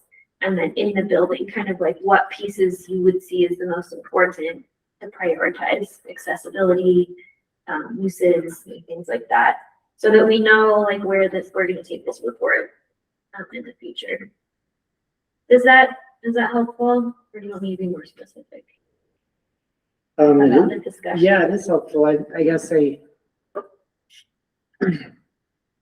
I'm also thinking what is the biggest priority of like what you all need to hear from us tonight, to make the most of your time being here? Because I think that conversation might go a ways down the road for us and would probably be iterative around what funding sources can we potentially get. So yeah, not something we're gonna probably decide tonight, although we can talk about it. Yeah, so does that make sense? Like, is there any key Yeah. points you need to hear from So us? maybe to offer a broader framework, we were contracted to provide you all with sort of a broad feasibility of what you could do Yeah, with that place. yeah, And what we've provided is a series of different scenarios. And again, I think the purpose of the study was to provide you with information to perhaps better understand the budgetary constraints or opportunities for that matter. yeah, When we are done with our report, we believe we will have provided you with the information that you need to have some arguably spirited deliberations. yeah, Right. And I think the hope with the feasibility study is that it would have enough information for you to be able to articulate a phase, an initial effort for the project. okay, Maybe that is, we've got a way to do a $10 million project. Or if not, what is that number? And based on the information the feasibility study provides you, what do we want to focus on? yeah, okay, So I think part of it is whether, maybe one thing that would be helpful for us is to hear from the group whether you believe that we are providing you the information that will allow those conversations. I think also, just to add on that, if we were to decide tonight on a version, and that doesn't mean it's what actually happens, but it could be the version that they like build out as the design, which is very common. And like in a simpler scenario, we would have just said like, that's what we want, and they would have built out that exact design with the cost. I could then take that to a funder and be like, here's the project, this is what it costs, this is what it is. So because I asked them to give us information in this way, because if there's so many pieces, what we could do tonight would be like essentially narrowing a version that we like, that they could kind of give us, like, here is your design and your, that doesn't mean we're married to it. It just allows me, for example, to then take that report and attach it to a grant and say, this is what we're doing. Whether you do that or not, with grants, it's sort of happens later, right? Like, oh, we decided we're going to build this one, not that one, but it's also community-based. So that would be helpful for us to essentially give us a version that's like, this is the project for us to then go out and talk about, to fundraise for. Even if later down the road, you decide to go with someone to, oh, we're not going to do the whole thing. We fundraised for the 8 million and we only got 2, so we only got 3, so we're just going to do the auditorium. And you would just keep going towards it, but you have a version of the final project. They like to hear a little bit of feedback from council, but in a perfect world with limited funds, for this building to really be viable long-term, you'd have to do an elevator. And from the 3 versions that we saw, the one that makes the most sense to me is the middle hybrid concept. the smaller gym, and then the secondary spaces. But I'd like to see what those secondary spaces would look like if we didn't have to have all of the ramping. Because it takes up so much square footage. And I don't understand why we would do a warming kitchen when we have the ability to do a commercial kitchen, because a commercial kitchen provides so much more future opportunity on so many different levels. It just costs 4 times more. I understand, but it also provides 4 times more opportunity for people to be able to utilize that space, which is kind of the whole point. If we were going to do it, I think the first and third things are going to be essential, and the second is open to discussion. But that one makes the most sense to me. What do you guys think? Yeah, thanks. I saw the mayor raise her hand. Do you want to go next, Mayor?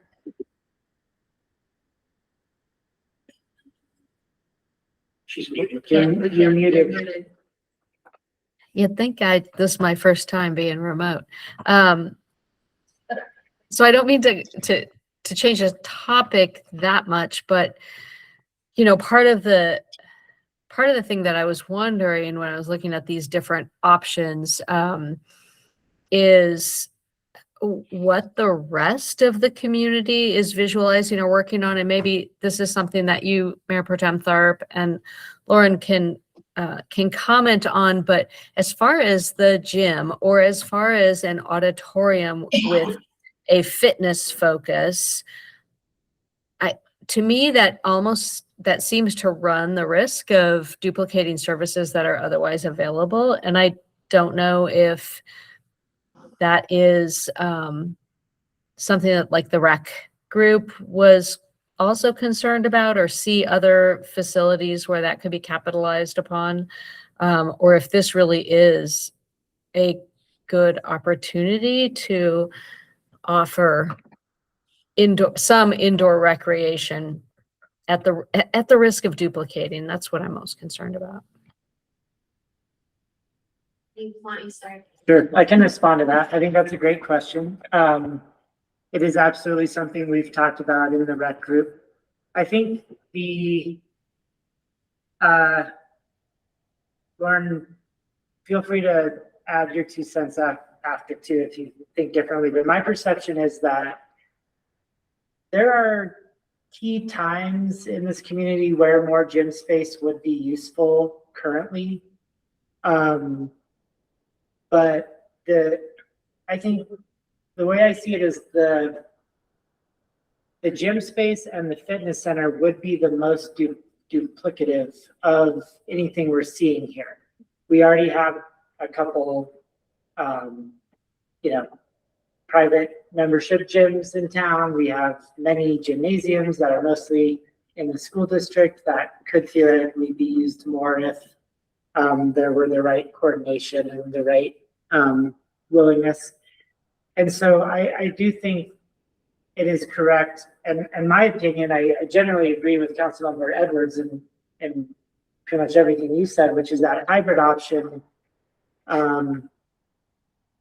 I like best with the gym, because I think the purpose of this project is more communal and gathering, and having a little bit of gym for like kids to run around and play, or like people to do more active things is great, but it doesn't have to be the whole box of the building. So that's my interpretation as well. But I think there are plenty of folks in the community who also say we need another gym, and that voice is there, but maybe that's not this project. Yeah, I'll just add to that, Mayor Green. I think what you're asking is the conversation that will be this summer. I think that's exactly what we need to dig into. And what's challenging is that there's like a lot of other moving pieces. So the school district, for example, hosts a lot of our gyms, and they are trying to decide what to do with all their facilities. I don't know if any of you were on the Board of Education meeting on Monday, but they are huge considerations about which buildings will they'll keep and not keep. We might be losing gyms from the school district over time. What happens to LCIS, for example, is a big piece of that question. That is our biggest gym with the track running around. It has the exercise space. If we lose that building, we will be at a deficit, and it would be suddenly very useful to have a gym. If that building doesn't close, that's a different scenario. And so I think it gets a little tricky as we think about the different facilities. We have so many aging old schools, including this one. And so there's a larger discussion that's going to take some time for us to try to figure out what buildings are we going to save and what buildings are we going to sell off and see if developers want them. So that's absolutely on my radar. There is definitely folks in the community who think we have plenty of gym space and it just needs to be better coordinated. And I am working on that, but all the parties there need to some work. We're more massaging those relationships, so it's on my mind and I'm trying. And if you guys remember, we had the county's recreation feasibility that came out last year, and all of their data said we absolutely needed a new big gym. And so they have the data that would say otherwise. So again, it's not like a cut and dry answer. I think that's something we have to grapple with in the next phases of this conversation and decide where do we want to put our money, what old facilities we want to save, and for what purposes. So I don't think we have an answer to that right now, but it is definitely part of the discussion. Can you add the kitchen to that conversation? Because I've heard there's a kitchen at LCIS. Yes. I also just finished a 4-week class on commissary kitchens because I became very interested in deciding whether we needed a kitchen or not. So that's like, yeah, I'm very involved with that. There's quite a few pieces there because say, for example, we saved either LCAS or PITS for community use because the school district sells it off or because it becomes space we can use. They both have kitchens already functioning, much cheaper than building a whole new one. Right? If either or both of those close or remain in school district hands, not public use, and continues the current lack of any sort of a kitchen. And there is a lot of data that would suggest that a kitchen like that would be popular here. Another really challenging piece to that is last week the Tamale Act just passed, which allows people to cook at home and meet code that way. It's essentially an extension of the cottage maker law. So the demand for a commercial kitchen, depending on the size of your entrepreneur, just went down. And that's something we just, I mean, that happened on Thursday. So like how that impacts the demand for commercial kitchen is still unknown, but it does. Right? So someone who used to need to like in order to make their empanadas, they had to go to a commercial kitchen. They can now make it at home and then sell it that way. And that wasn't true before. So another like piece of it. All of that is like a bit of it's all puzzle piecing, like what's happening with this facility in their gym, in their program, and what happens at Project Dream if they use this and they need that. And what happens, so there's a lot of like other pieces. It's going to be, I think, a timing sort of magic moment when we like figure out what's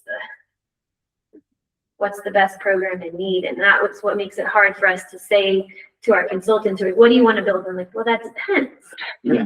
In what scenario and which thing happens first and which one happens next and what happens to federal funding at that same time, right? It's just sort of, I think that's pretty common in the process of me working on this project. I've met with people who have built these types of projects all over Colorado and the country. And most of them will say, how much patience do you have? Because it doesn't happen in 1 or 2 years. It's a moment where timing aligns with a lot of other very convenient things. And we have a lot up in the air right now. So I think that's going to continue to be the case, but decisions will get made. The school district will decide what they do with their facilities.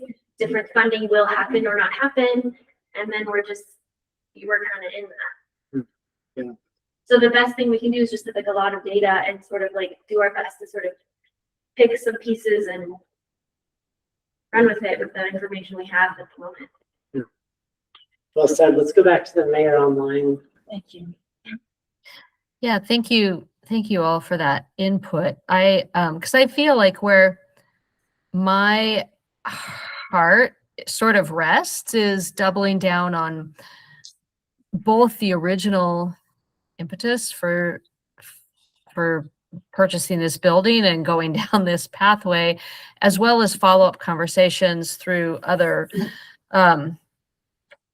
just through other meetings that I've had with youth is the benefit of having a space for youth to gather that is safe, that is supervised, and that is unstructured. And that's, I think, what I have heard is that it's not so much we need more programming, we just need more indoor space to hang out and do whatever. But additionally, if we consider the comp plan, like Lauren was talking about earlier, providing a space that provides some community cohesion, that potentially provides some economic development options with the kitchen. Like, I think my heart's kind of going in the 3 direction of all of these scenarios. That's all. In the 3 direction, meaning, The scenario behind door number 3, scenario 3, and I'm kind of more leaning in the 3B, like with a focus on just gathering space without specific recreation space. thank you, Mayor. Council members, Thomas and Dula, would you like to do it first? So what I was doing over the weekend was maybe not what we should have been doing, but I was kind of pulling some of the pieces out, which definitely, again, goes to the more community center type of idea, with a heavy emphasis on the youth. Because like the mayor said, that's kind of like built. So definitely like the more commercial kitchen idea. So if we're not going with the full blown all in, then yeah, it definitely sounds like 3A or 3B for me. I've got some context too around that commercial kitchen piece, which I've been diving into the last month. Other commercial kitchens in the area, so there's one in Salida, but there's not really one close by, so that's interesting. But also having your kitchen attached to a larger event space becomes essentially one of your main tenants. So even though you could have an event with just a catering space, like in an ideal world, a caterer actually just wants to come and cook and prepare that. Like that doesn't exist anywhere in our community. That's a cool need you could meet. But then also you want to pair that with making sure that somewhere in your space, you're imagining an event where someone wants to cater a big event and you could have the whole gym or half the whole auditorium. And so just like as we're visualizing, like picking and choosing, the kitchen does better when it has a large event space attached to it. So take like the Salida Fairgrounds or the Chaffey County Fairgrounds. They have a commercial kitchen, people come in and rent, and it's like, oh, cool, let's do that. And she was like, the only reason why it works is because the main tenant is the event space. And so they sell them together. So that's something for us to just like think about. That would be an advantage to using a commercial kitchen at one of the schools, for example. Trying to create a commercial kitchen. So yeah, if you opened up a commercial kitchen in either of the old schools, because that became something available to us as a community, you couldn't then also make that an event space. So its percentage return would be nominal by comparison of having a commercial kitchen attached to a large event space that could actually run it could produce a profit versus a commercial kitchen without an event space would probably operate at a loss. Unless, unless I'm wrong and a lot more than 5 people want to use that space. And also look at Somali Act, no one decides to cut it off.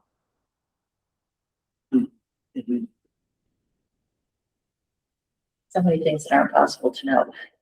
So I've got a couple more questions, I think, for the architects.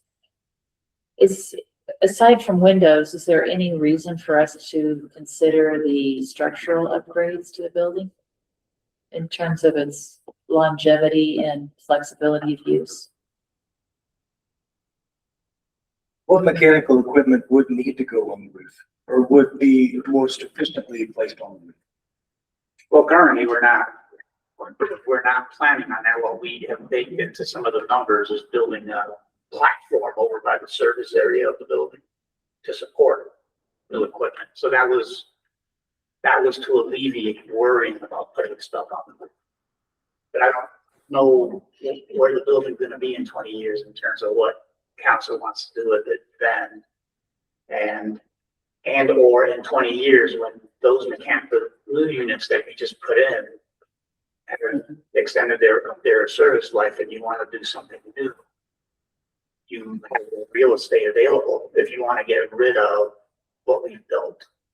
So the flexibility is just that you don't have to worry about it, right? You can potentially just do whatever you need to do in the future based on what programming demands.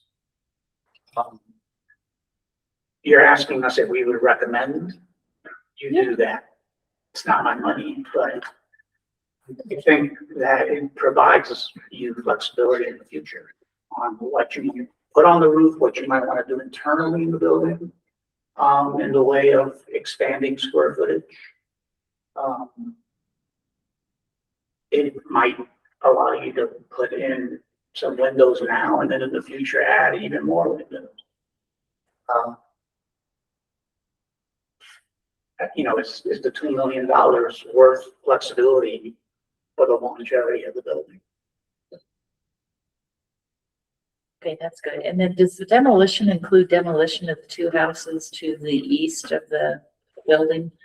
Is there room to create a parking lot for the second floor right So now? within the parking lot number, there's money to remove the garage of those. So you really only need 3 or 4 spaces and 1 or 2 of those would be accessible. So it's kind of a minimal parking lot, sort of a strip along the alley. Just for those 3 classroom Right. style Yeah. rooms? Okay. And then I'm just curious also about how important it is to connect levels 1 and 2. I don't know if the rec group has talked about that. Certainly installation of an elevator is very expensive and the ramp, kind of cool, but it also takes up a lot of space inside of that social community area. So I'm almost leaning towards keeping those 2 things separate. I mean, in terms of what the rec has talked about, I mean, I think a little all over the place. The only reason why you wouldn't connect them is if you were really trying to keep your costs really low. But in terms of optimal use of the space, you want your 2 floors to be connected. You want someone to maybe is taking advanced class on the top level because that's who leases and runs that. And then you walk downstairs and your kids continue to play down there. Or maybe leased upstairs is some art space, and then after you're done, you want to go get food in the concessions. You have no way to connect the 2 via ADA, and so that would certainly not be ideal. It would not be the preferred route. You would just do that if you were trying to get around challenges. Does the city open up any liability from the ADA standpoint by not joining the 2, by making them 2 completely separate unserviceable spaces? I don't know. I mean, ADA is federal civil rights law, so it's hard to say, you know, it's enforced by lawsuits. But it's something that somebody could call you out on. Yeah, Potentially yeah. in the I mean, future. essentially what you don't want to do is you don't want the access to the second floor by someone who needs, either in a wheelchair or something like that, to be a secondary entrance, to be a back entrance. Right. You can't do that. You have to be providing the same experience to all users. And so, you know, one scenario that we floated that well, had been discussed in the meeting was, what if the second floor is just entirely used by a daycare? That might be a use where you don't have any reason to connect the floors.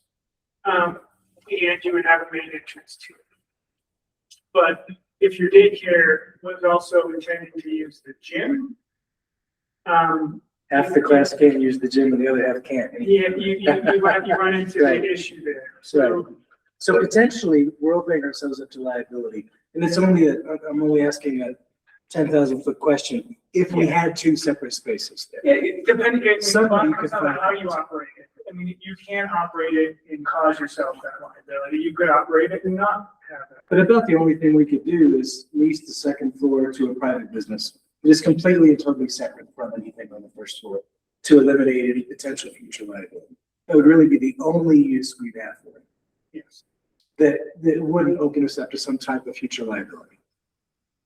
That's probably reality, yeah. Especially considering 5 years from now, no one's gonna remember the 88 conversation. Someone's just gonna open up that stair. Right, yeah. It just thinking big picture, that scenario doesn't work very well for several different reasons. Other than cost. I have a couple of questions. Are you done, Councilmember Thomas, or you got? Oh, I could go for hours now. I'm done. Please do keep going. Well, I mean, another option would be to have an elevator and a more straightforward staircase without all the ramps. I'm just worried about the amount of space that the ramps use up. Yeah. In the social/gym area. And I'm also kind of curious about how open the gym area is in the proposed social scenario. Is that in the community heart? Yeah, I think so. Community. You know what? Thank you. Well, one thing about the ramps, is, and it's difficult to see this because of the vantage points that we provided you, but like in this example, in about half of the ramps, you can actually do things underneath them, right? In other words, if you flip to that next one, right? Oh, that's helpful. I hadn't really. Yeah, I hadn't so, really keyed in on so that. part of it ultimately becomes a design exercise, which you're really doing for you. A part of it is being really thoughtful about how the ramp manifests so that it does, max optimize the space.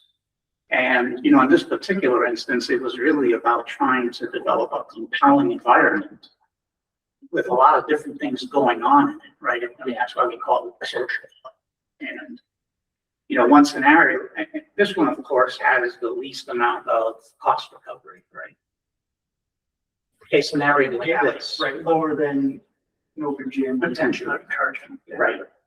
But if you tie this kind of idea about the gym to the balance of the building, optimizing and maximizing its return, maybe something like this could in fact exist, and you're giving the community the third place that this one has multiple third places.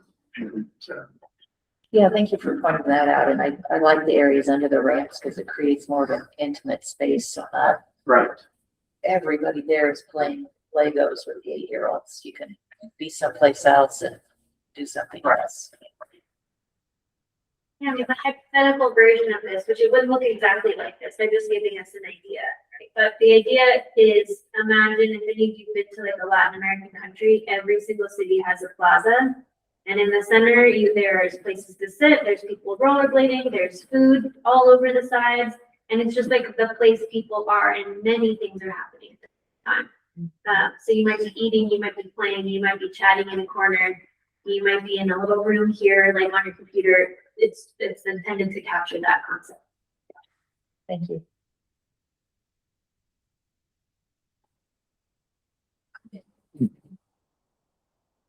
I think I'm done. Good thing. Yes. I feel like I have a few things I feel clear on, like I think the auditorium should not be a fitness room. But does anyone disagree with that? Like, does anyone think the auditorium should become a fitness room? No. I don't think it kind of fills into the community center for the youth. If Right. we have Right. so I think you're Yeah. spot on. So it seems valuable. I know elevators are so problematic, but I tend to agree. I think, like, if we can find the funding for it, it seems the best solution. Even though I do like the design idea of how you can fit things under ramps. And then I really like the hybrid gym, and I'm going to give a few reasons why. Number one is what Lauren said about the commercial kitchen being attached to a possible event space. So the hybrid gym has that open gym space of 2,785 square feet. So correct me if I'm off here, but AI is telling me that around 200 people could gather in this, could be in a space like that, for like an event. Does that seem close to real? Yeah. Okay. What's that number again? 27, yeah, 27,000. 15. So yeah, between 185 to 230 is sort of a range I'm seeing. About 180, 180. Okay. give or take. Okay. So, you know, if I'm thinking like, if that's a rentable space, wedding, quinceañera, maybe a race events there or some other kind of reason people have wanted to rent that. I don't see that possible with that community heart type of option. Or it's possible, it just would be different. It would be kind of. It's possible, but it also becomes more exclusive, where you still have a community space and you have an event space with a hybrid, where with this one, you'd almost have to do them either or. Ooh, sorry, say that again? So I thought- with this space, With a community you'd have to heart. take the whole space. Yeah, It'd be hard to partition it off for an individual event, where the oh, other right, is right. is pre-partitioned off. It makes it much easier to have that event space, but still actually have a community space open and available. for Yeah. that. Yeah, or potentially the event's very big and it It can wants take all of Yeah. it. Sure, yeah. I mean, Yeah. that would be the design challenge. Mhm. And you all put out an RFQ for the project. Yeah. And that's a driver. Mhm. That's something that you would communicate and that becomes the design challenge. That has to be something that needs to be explored in order to support that initiative that Yeah. you're discussing. So, Yeah.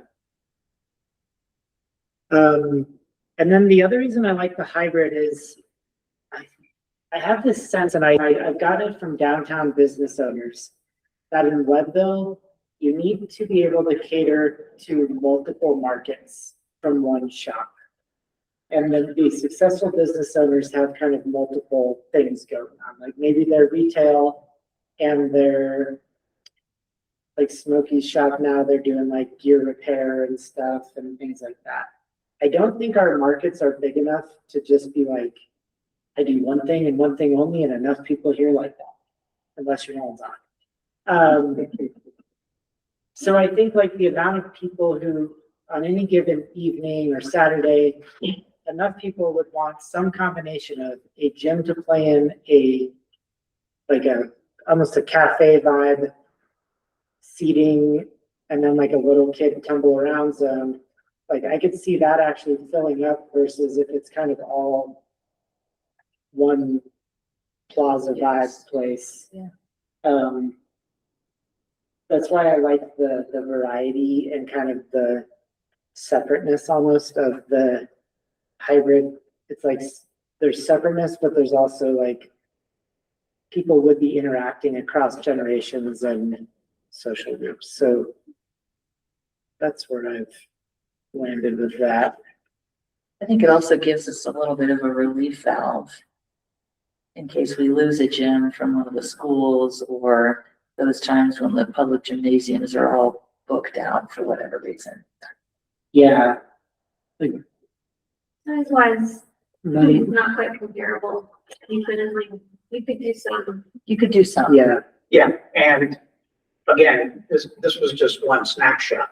Yeah. But we can calibrate the size of the open gym to the other side, right? Especially if we didn't do the ramp. Right. Right.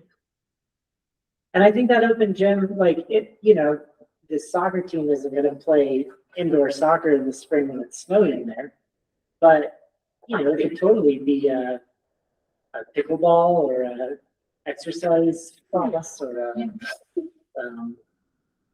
roller rink with 3 of your friends. You could roll They- more than 3 people. Okay. They may not play a soccer game, but they might train, right? Yeah, could do some skill training, something like that. So it gives some flexibility and like 6th Street Gym right now is very popular for birthdays, cause it's just a gym a bunch of kids can play in. But the Sixth Street Gym has been described as dungeon vibes. So I don't know, people might want, which going back to your question about like the structural stuff for windows, It's only $2 million to make it non-budget. I want to do it if we can do it. Yeah. Because I do think the vibes are super important. We've heard that a lot from all of our community input is like, I don't want to go to a dungeon. I don't want to go to, you know.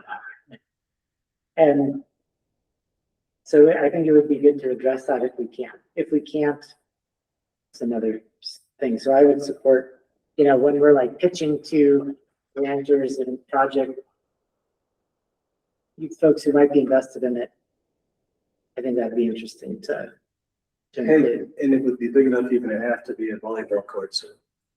Give To the play Sixth Street volleyball? Gym, yeah, be big enough for that. Have So beach parties? another thing for the Sixth Street Gym people. Which is what that's used primarily for, other than special events.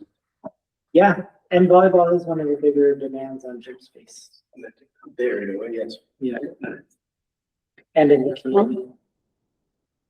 Yeah, the hybrid Yeah, makes a lot of sense. It also is a bigger driver for the commercial kitchen space. yeah, You have so many different potential draws there. right. Now, the full open gym would host about double that. Like if we have the full gym, could you have events up to like 300?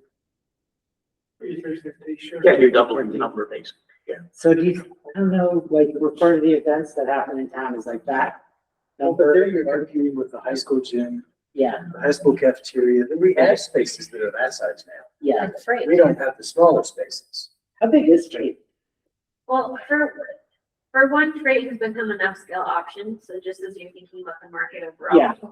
This would not be as fancy and as nice as windowless. So where you're stacking market availability and size, it would be bigger than freight, first of all, and also the schools are not open for private rents. So if I wanted to have a very large wedding, I could not go to the school, and if I can't afford freight, then I'm taking my wedding outside of Wood County.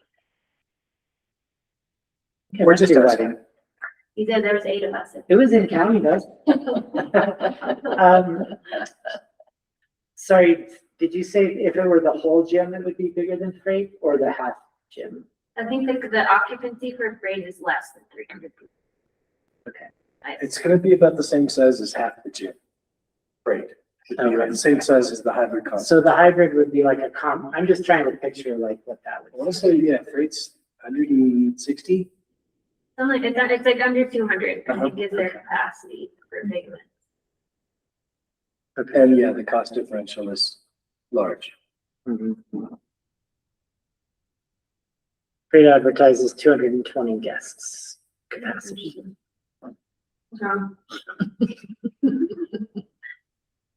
Also, when So- you're thinking about these as like puzzle pieces, if you're doing the whole thing at once, the auditorium, you flatten that now is also a large event space of how many square feet? I think it's on the slide. So that also is attached to the commercial kitchen. And 400 square feet. So comparable size. Wow, it is comparable. Yeah. Yeah, you say flat, you mean just taking out the steps. then you just have one big, it's essentially a big event room, which could be a hangout space with like stuff in it that could then get moved aside and turned into an event. So that could hypothetically become the event space that's attached to your kitchen, and your gym could continue on as a gym. That idea almost seems more attractive.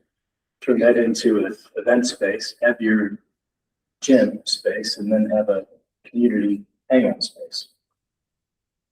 Which one? Be a hybrid with the flattening of the. Yeah, well, then you could kind of do either or, and that would give like the building operator, whoever that is in our future world, more flexibility. I do like the idea of, to go back to our original purpose of like a safe third space for youth and teens. I would like for that to still be available, even if there's like an event going on in the hybrid gym or something like that. So If we had the elevator, we'd have the ability to do that with a portion of or the entire upstairs as well. Yeah.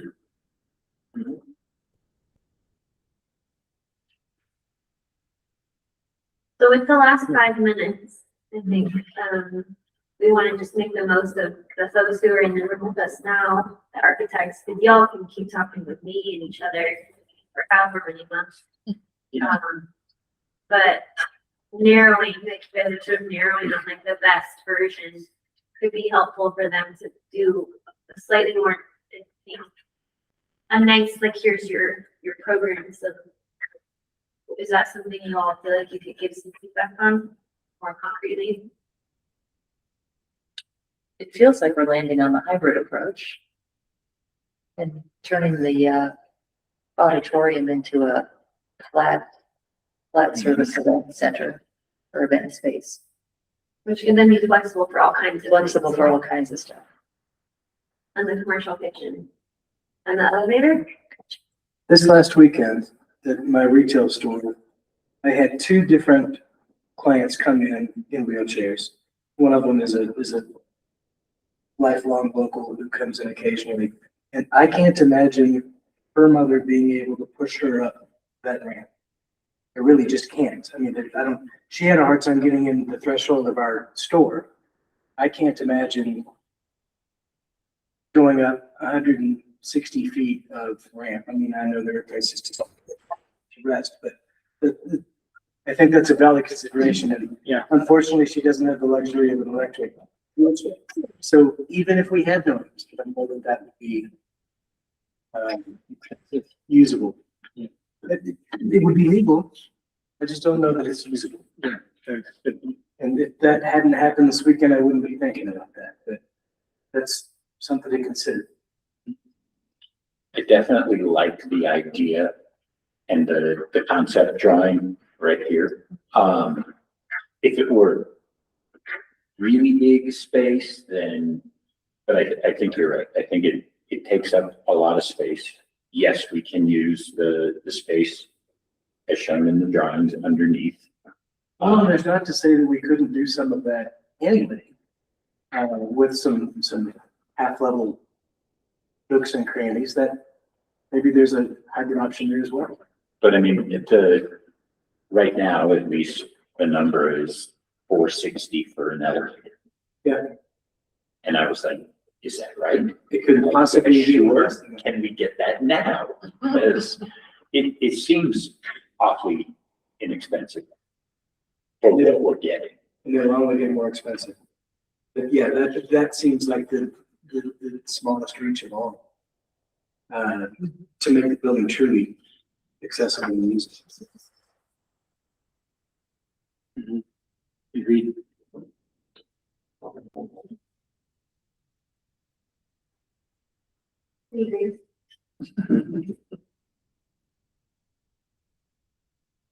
So elevator, flattened auditorium for flex space, commercial kitchen, The hybrid. some version of a hybrid, which doesn't even really have to look exactly like this, but down the road, if you're telling someone to design us Yeah, an area that has hybrid use that is both a gym space and social space, then that becomes, as Joey said, the design challenge.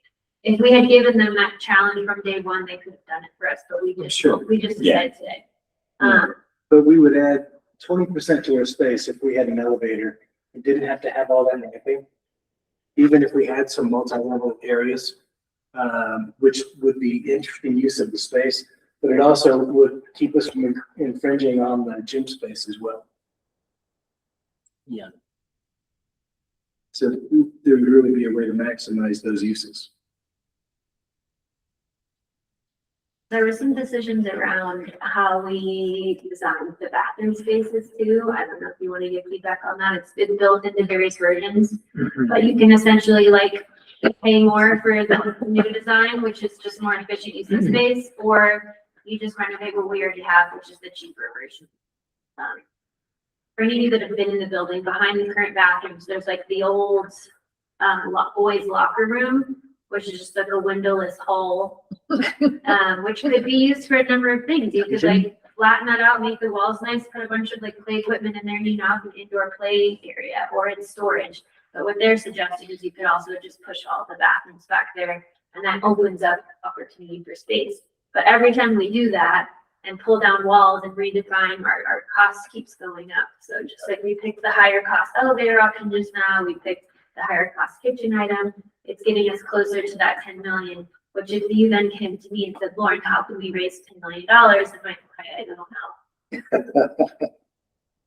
It's an Also, honest just answer. to know, all of, in our best case scenario, we still have to subsidize the operation. But something that we need to consider when we're thinking and planning for this, in every version, some sort of like city or county or tax initiative has to pass in order to subsidize this project. Yeah, in any scenario, it looks like we would have to cover something close to $200,000 annually in operation. Over and above what best case scenario could be recouped. We're looking at probably minimum of $200,000. Do we need to talk more seriously about providing a daycare center alternative? I don't think so. So- This building. Yeah, this would not be a fit for Bracer, for example, that wasn't intended to be where anyone's minds went, but if you look at the strategic plan that the Child Care Coalition is putting forth in the next month or so, they're saying that Bracer isn't the end all be all. They will not fill all the spots. So there is hypothetically a market for us to have more than one. So in the scenario that we saw on the child care, that could go in a couple of different zones. What that would look like is having like a place where you could drop your kid off for a couple of hours. If they're there for less than 4 hours, you don't have licensing issues. So what you're building is totally different. So something like what the Toy Store does now. Yeah. The drop in, drop out, short term. Although the toy store is not, no one's operating it in a sense, you have to be with your parent. So you could create a business scenario where someone is operating it and actually watching your kids, and you could leave and you could go do something else. You could go on your run, you could use the space, something like that. The consultants that did the operations analysis for us said that like across the country, child watches, which is what I just described, are closing because they're not working. Really? They don't cover their costs. Wow. So something to think about. Yeah. We may have, maybe we think our market is different, but the theme is that those don't work. So yeah, the version, for example, to expand what's behind the toy store would be just like creating a space where there's like play area and it's bigger and you could actually run around, but like parents would have to be there with their kids. Versus a scenario where some business person wants to actually like rent that space, lease it, and turn a profit to run a business where they actually watch people's kids for some amount of time. But it wouldn't be a in no scenario is it a full scale licensed childcare in any part of the building. Okay, very good. I would be curious to learn more if our market is different, because like the Silverthorne Rec Center just did a remodel to add that. And I get the vibe from parents here that a lot of, working parents with younger preschool kids, like they would love to go somewhere where they could work for 2 hours while their kid is like playing with someone else. Yeah, I've heard that anecdotally a lot. Yeah. I'm just also curious Yeah, about like totally. national trends data. I wonder if that just goes along with higher cost of living stuff. Interesting. I mean, you could always build a space that could be that, see if someone wants to play that business out, they go under, that business goes away, and it's just now a play space again. Yeah. So the benefit of having zones that are sort of like created to be flexible is a business could rent that, run it, provide something to the community, that goes under, you lose that off, it's a cut to your operations budget overall. Yeah. But someone else could move in, or the city or whoever's operating it decides it's a You build it, yeah, you build it so that it's a universal type of use. Yeah. I get the feeling the model that might be likely is sort of like what we're doing with the Tabor Opera House, where the city owns it, but a nonprofit runs it. And it's hard for me to imagine adding this to city operations in our current world.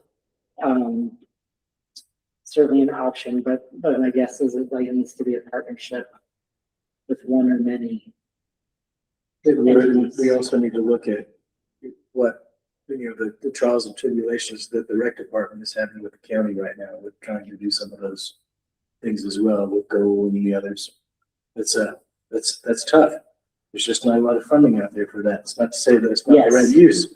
It's just that. The when you funding look is at the funding- shunting to the core. Right. Yes. I mean, to that point, I think like what I was mentioning earlier is you would have to plan to run some sort of initiative at some point. Mhm. And that could lift up more than just this project. It could also help the rec Yeah. Right. department's services. It could be a, And those tied together. conversations are already started, yeah. exactly, a tied together tax initiative that brings childcare, rec and fire into one, you know, so that those conversations are happening, but you need that. All right. Well, that's what, in Summit County, they have the 5-pot tax that passed 3-4 years ago. But they basically picked 5 priorities and ran the whole thing as a property tax. So, yeah, we're already having some of those conversations. That's a good idea. And I do think this is in line with our economic development priorities. I mean, we could do a lot of things in economic development, but this would be in the spirit. I think this is an interesting mashup of like business incubator with pro-social indoor gathering space, which I like that on it.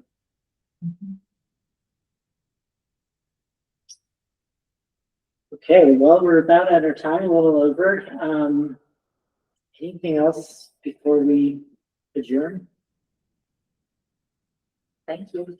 Thank you guys for a very good presentation. Thank you. Yeah, thanks for all the work on this, Lauren, Lori. Thanks for coming up. Sure. AMD team and Ed Frame, thanks for being here. Thanks, Michael. Thank you all so much.